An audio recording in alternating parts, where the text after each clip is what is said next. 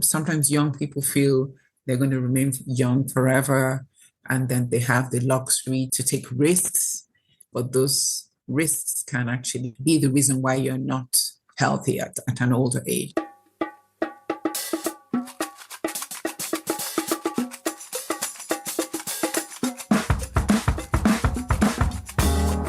Hello and welcome to Cocoa Pods, a podcast of the Birth Center for Natural Deliveries Foundation. My name is Dr. Bola Sogadi. I'm a women's health specialist. On this podcast, we talk about all the issues relating to women's health and identify the problems and talk about ways in which we can mitigate the problems. In this series, we explore the fascinating journey of actually growing to an old age with vitality. We'll uncover the secrets behind longevity. We'll explore how lifestyle, richness in social connections, a good healthy diet, regular physical activity, and a relaxed approach to life contribute to remarkable health and happiness. Today, we gain valuable insights from Dr. Ogugua Osi-Ogbu from Abuja, Nigeria, an expert in aging. Yes, thank you so much, Dr. Shogade, for having me. It's really a pleasure. It's really good to be on this podcast with you, and I'm excited that we'll be talking about aging. Thank you for having me. Thank you. In continuation from our previous two episodes, what are some of the things that the family can do to make them relevant? What are just some of the practical things that family members can do to help their older persons? So one is to ensure that you don't take away their autonomy for decision making. So I've seen some of my clients in the clinic where I'm asking a question of the mother, so how is that pain? And maybe she starts telling me about the pain. And the doctor goes, no, you're always complaining about that pain. That's not a new thing. And then I go, it's not about it being new or old. This is definitely of concern to her. So we need to listen. So being able to listen to them, show them respect, have them make decisions for themselves. Because some younger adults now feel, mom and dad are too old to make their own decision. Mom wants to eat something, or you just come and say, mom, this is your breakfast. You didn't even ask her. And so she's already feeling, I can't even make decisions about what I eat. Mom, we're going to an event. Here is what you're going to wear. There's no question about, which of your outfits would you like to wear? Which one do you feel like wearing today? So when we constantly make decisions for them, you're reminding them that they're actually getting irrelevant because they have become old. So it's important we bring them into decision making, even when they live under your roof. They can even make decisions about, you can actually have them take over certain aspects of the home. Mom, you know what? I think I need you to work with the cook on drop a menu for us. We like this, that gives them a sense of relevance, that they're still making a contribution to the family. We must really listen to them. Don't always say, you told me about this yesterday, you're repeating it again today. Just listen. When they complain about the pain, what did the doctor say we should do? Remind them of some of the things the doctors might have said to do, cold compress, warm compress. So don't get into a state of despair. It can be inundating, I agree. And in fact, what I've said to some family members is, when you don't have the energy to deal with the concerns that they're expressing, let someone else step in. So I had a daughter call me to say, her mother is 84. She's always calling about having pains here, having pains there. Who's going to have pains if not her at 84? And I'm only 50 something. I said, well, yes, but you don't put it to her that way. Just listen. Yes, you feel like saying, if you don't have pain at 83, but don't voice it because that won't help her at that time. And let's include them in activities, even when they have disabilities, by the way. So I have encouraged family members to, your mother is in a wheelchair, but she's alive. So let her engage in activities like every living person, as long as she has desire for it. You're going to church, you're going to the mosque, please have your mother come along or your dad come along, even in a wheelchair. And I'll tell you my own story. God bless my mom. She died at 88. She had had 2 strokes that left her wheelchair bound, lived in Lagos, and I live here in Abuja. But every month, I made a point to go into Lagos. We'll make a show of, this Sunday we're taking mom to church. She would make a fuss, you don't have to do that. But I realized that once we got her to church, she was happy to be there. We'll wheel her to the front of the altar. And when we were thinking, okay, now the major thing about church is done, can we go? She'd be like, no, but Mass is not over. So that made me feel that this was something good we were doing for her, even though she would want to stop us. So we must continue to expose our older people to act like everybody else. So that's important, right? So we need to have them also engage in activities like everybody else, even with disabilities that keep them wheelchair bound, or when they have things like dementia. We still need to get them out there. And you see their countenance change. You're also making them feel you're one of us. We go here, you come with us.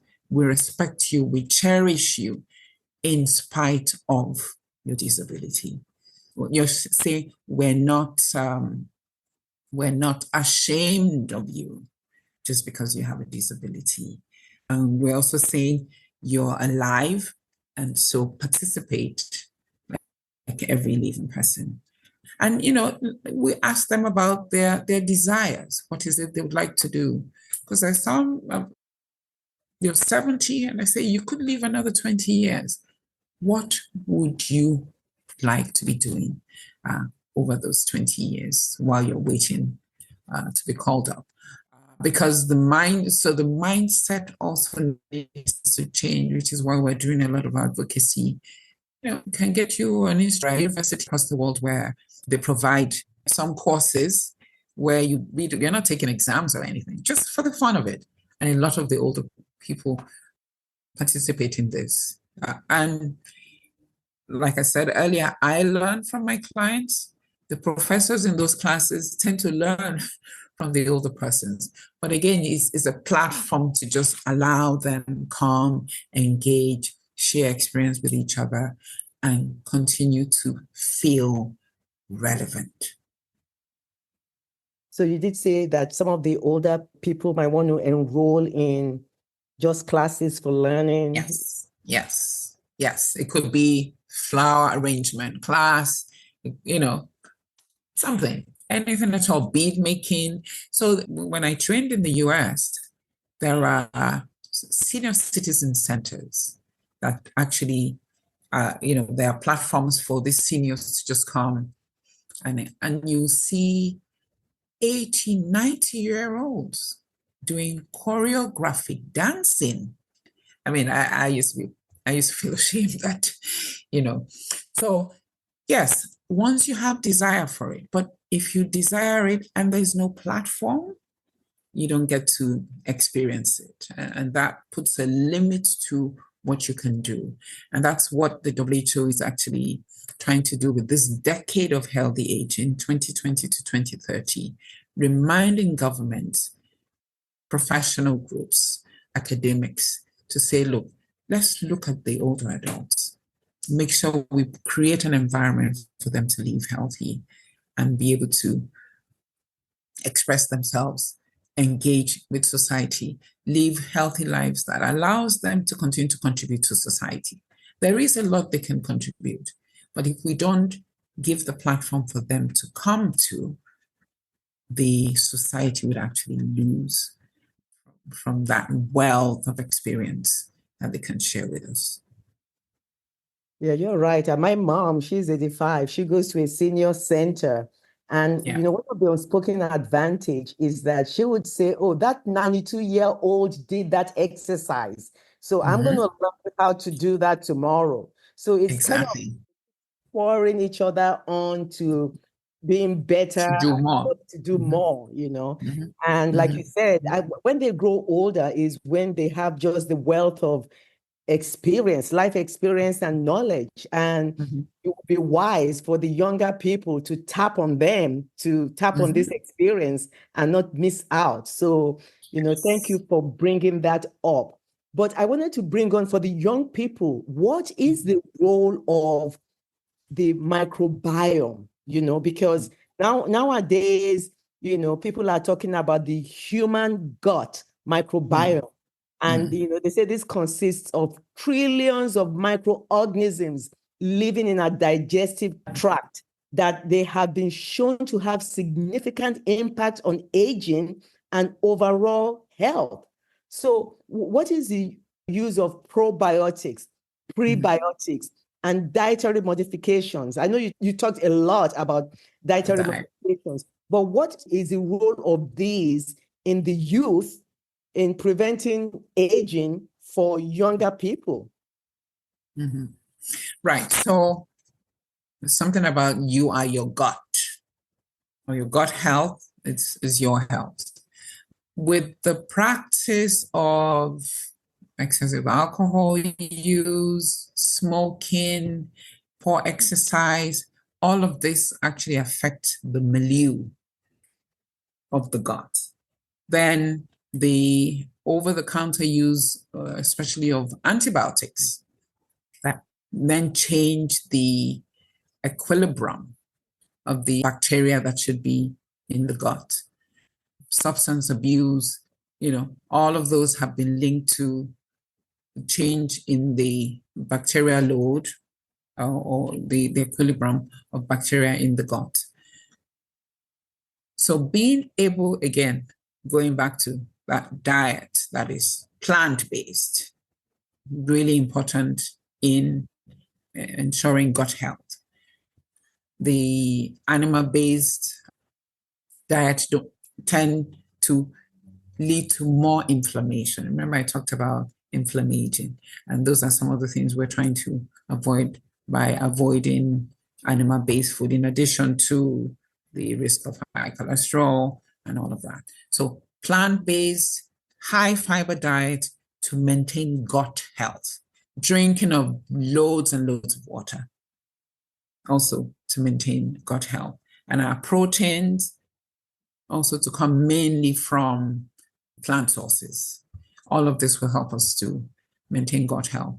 And there's also been a link with stress and gut health, where you have conditions like irritable bowel syndrome, which tends to get flared, during stressful situations and all that. So really going back again to those 6 pillars, very important. Diet, no tobacco, all that also help with our gut health.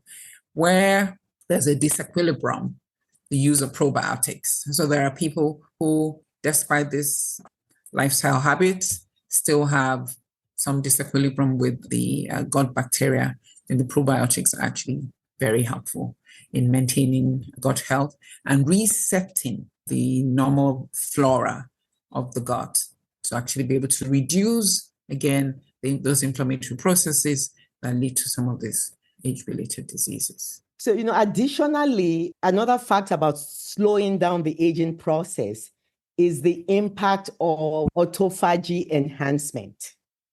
And I know that might be a big word for some, but autophagy is the body's process of cleaning out damaged cells and regenerating newer, healthier cells. And people have linked things like intermittent fasting, caloric restriction, and certain medications to this autophagy enhancement. How can we boost, autophagy, which is, the way to clean out from the body, damaged cells, and regenerate newer healthy cells? How can we do that, just clinically or practically? Right. So I think it's still all coming back to the same: avoiding toxins, tobacco, definitely a no-no, excessive alcohol, excessive caffeine use. And the senolytics are actually also sort of been linked to that, because we're saying with senolytics, reduce senescent or dead cells. So yes, there have actually been studies, particularly in animal models, that have looked at caloric restriction. And there's something called the mTOR pathway and rapamycin, where, those rats that were restricted from eating for, 6 to 12 hours tended to do better than those that didn't. So something to do with the telomere shortening, you tend to find more of that with aging. And with the caloric restriction, there was a reduced tendency for that. So there are studies or research that have been looked into the benefit of caloric restriction. And that also has been linked to the gut health, and being able to maintain healthier lifestyle. So caloric restriction also, again, back to the issue of inflammation, reducing oxidative stress, and having more antioxidant property from the caloric restriction and intermittent fasting. So with intermittent fasting, again, that's actually something that's been looked into significantly in a lot of research now, that we really don't need to be eating round the clock. I was on a trip in the last 3-4 days, and I realized that I could be up till 3 p.m. and I hadn't eaten, but just kept drinking. So water is very essential. We're all supposed to drink at least 3 liters of fluid a day. I was drinking all day, and I realized that I really didn't feel hungry, and I don't feel weak or unhealthy just because I'm not eating those many calories. And sticking to just the plant-based. Some would say, oh, you're only eating fruits, you're only eating vegetable salad. Are you sure you're going to be full? It's a lot of calories that are useful versus the unuseful or disease-promoting calories from your animals or high carbohydrate content. So the rule is 80% of your plate, if possible, to be from your vegetables, and only the 20% that will come from a bit of carbohydrate or protein that you want. So I think generally we tend to eat a lot more than we really need, and you're getting your gut to go into overdrive mode, consistently metabolizing the food that you're eating. But giving the gut a bit of that break with the intermittent fasting have been found to reduce, again, the inflammation, high load of the oxidative stress that are all promoting the age-related diseases. Well, thank you. So for the younger person out there, or the pregnant younger person, or planning to be pregnant younger person, we've talked about this, but if you were going to summarize to them, this is what you need to do to be like that person on that Greek island where you say people, can you say that again? The Greek island. That they forget to die. They forget to the die. carrier of grace, yes. So can you give a summary for the younger people and tie it to the saying for the Greek island? Right. So eat healthy, maintain meaningful social connection. So, today, the social media, people are challenged by people they don't even know. You're just seeing someone, oh, this person dresses well. No, focus on what is attainable for you and be content with who you are, what you have, because that's important. If you're not in a state of contentment, there's a lot of agitation. That's undue stress, undue anxiety, and you might take decisions that are not health promoting. So be content, maintain social connections with people that have the same values with you, eat right, avoid those toxins, where you go to a party and you drink. A lot of discipline in being able to say, this is it. And that discipline even comes even with eating food. So you should be able to say, this is all I'm going to eat. And once I'm done, that is it. The next person comes and says, oh, look at this beautiful pecan pie. I love pecan pie. And that discipline and control over what you eat, what you drink, your activities, so that you're not sleep deprived, because chronic sleep deprivation we know is not good for aging well. Having a positive attitude. So you have a challenge, don't look at the glass being half empty, but look at it being half full, which gives you hope to be able to overcome that challenge. But if you look at it half empty, you're going to feel defeated and might not even want to try make any effort at overcoming that challenge. We all have challenges. You must be able to categorize those challenges into, do I have an immediate solution? You have midterm solution, you have long-term solution. Where you have an immediate solution, so you deal with that. But these other two, it's going to take you some time. So mentally, you are ready to say, you know what, I'm going to unpack this, because it will take some time to overcome. But if you put them all in the same mix, you're struggling with the one that has immediate and the one that has long-term, and you never really get out of that quagmire. So it's important that we're able to say, I have this categories of hurdles, this is how I'm going to deal with them. Treat people well, because then you also get treated well. So that attitude that you put forward, showing love to others, so that what you give is what you receive back. It's really important. And believe in yourself. Keep investing in yourself, because when you invest in yourself, it gives you more confidence to actually be content in who you are, and to say, I am enough. That will take away undue anxiety and undue agitation.